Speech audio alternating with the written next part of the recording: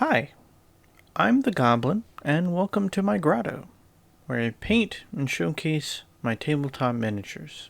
I was chatting with my partner late in the evening of February 9th, 2022, discussing how I had just painted my 202nd mini when they proposed a crazy idea. What if I painted my 222nd miniature on 2/22/2022, aka Tuesday? Well, that is quite the challenge, as I don't even have every day between now and then to do the painting. Plus, I would ideally paint up these minis at a time to have them all uploaded on 2/22/2022, and so I have to do a lot of editing and everything, so it's gonna be quite a hard task. So with today being Thursday the 10th, to reach this goal I would have to paint 20 minis within 13 days, but I won't actually be home for most of the weekends, so that leaves me even less time to complete this task. Can I do it?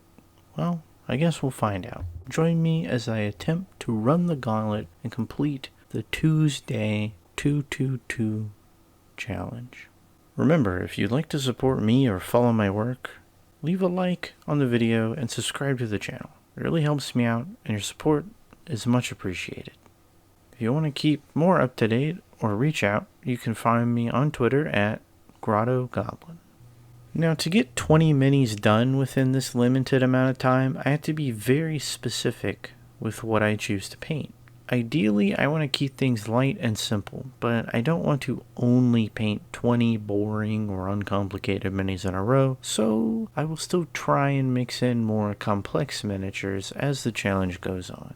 I also want to include some meaningful sculpts in here, some that have some sentimental value, seeing as we're crossing off a threshold or milestone. You can check out one of my recent videos for the 200th mini milestone that I recently crossed. That mini in that video was definitely one of sentimental value for the reasons I discussed in said video.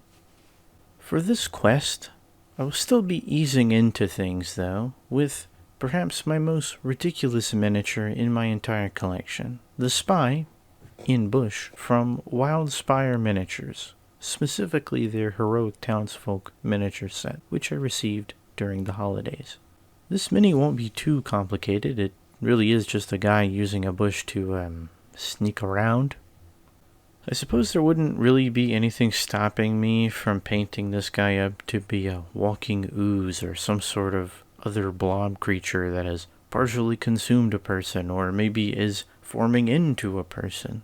Somehow all that is weirder than what this mini is actually intended for, and the idea of a rogue sneaking around in a bush is just too funny to give up, so I will be painting it as intended. Can't say if I'll ever get to use this guy on the table, but if I do, I'm sure it'll be a memorable occasion.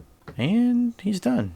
That was easy. I think to follow him up, I ought to get a good head start on this while I can, so I'll paint a few more minis from Wildspire, starting with the Guard and the Proprietress, which is just a fancy name for a merchant.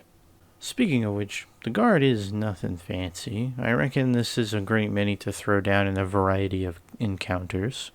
Compared to some of my other Guard minis, this one is also a bit smaller and less equipped, so it makes sense to me that this may be a young recruit with basic arms who is probably not wanting to tussle with anyone above a challenge rating of 1/4, if you know what I mean. That said, as anyone who has ever played Skyrim can tell you, you should never underestimate the power of generic guards.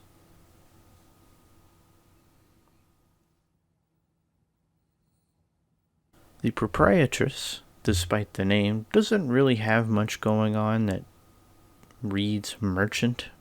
She's just a fine, typical, generic NPC person, and honestly could fit in just as well in a modern setting as a fantasy one, but I will be painting her in the intention of being used in a fantasy environment.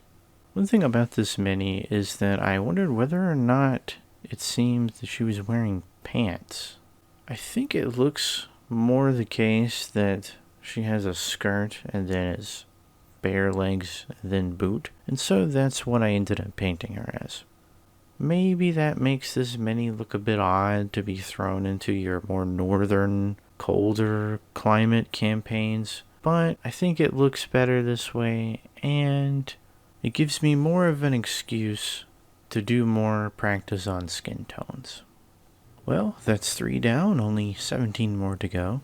I decided I didn't want to just paint a bunch of nondescript NPCs. I mean, where's the fun in that? So I picked up Reaper Miniatures' Foo Dog and went to town. While certainly more complex of a figure, the depictions of these creatures tend to be made up of a few primary colors, and thus this is another good choice for painting in regards to this challenge. I did consider just painting this up like one of the solid color statues you see out there, maybe in a jade or bronze or stone. But I would rather have this be more representative of a living, breathing creature than something limited to an animated statue or just, in fact, a statue. I chose to paint this in the green style, which meant that these wispy fur bits lent themselves to a yellow ochre color.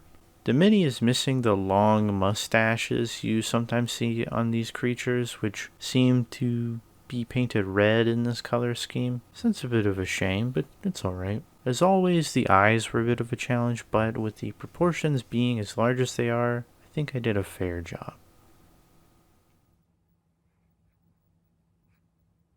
That's mini number 4 down. For mini number 5, I decided to paint one of the Knight Heroes from Reaper Miniatures. I had already painted one of the 2 from this set before. Was feeling so-so on the paint job of that one. It was really just an experiment with my new paints, specifically the Master Series Shadowed Steel paint, which I also used on this mini and some places, and a reddish brownish sample paint of the type I am not really sure, as there's no real label on there that I can see to figure out what it is that paint is. Something about this sculpt screamed green, gold, and bronze to me. I think the helmet may have brought up memories of gladiatorial figures I had as a kid with their veiled visors. Something about this also leads me to believe this knight hails from a coastal city-state bearing the colors of his garb. By the end of it, I think I managed to capture that image I had in my head of this figure, and it's different enough from the other knight that I have and the 3 others I have waiting in the wings to really stand out on its own. Alrighty, with that, mini number 5 is done. I have 15 more to go, but I'm going to stop it here for now. I have a good bit of editing to do, and with what's left, I'm going to need all the time I can get. So I'm going to break this series up into parts. Catch me next time for minis 6 to 10. In the meantime, don't forget to like and subscribe if you enjoyed the content, and follow me on Twitter to stay up to date with what I got going on. Also, if you ring the little bell on YouTube there, you'll be notified when the next part is uploaded, along with any other future releases. Anyway, that's all for me today. Thank you so much for watching. Have a good one, and let's go paint some minis.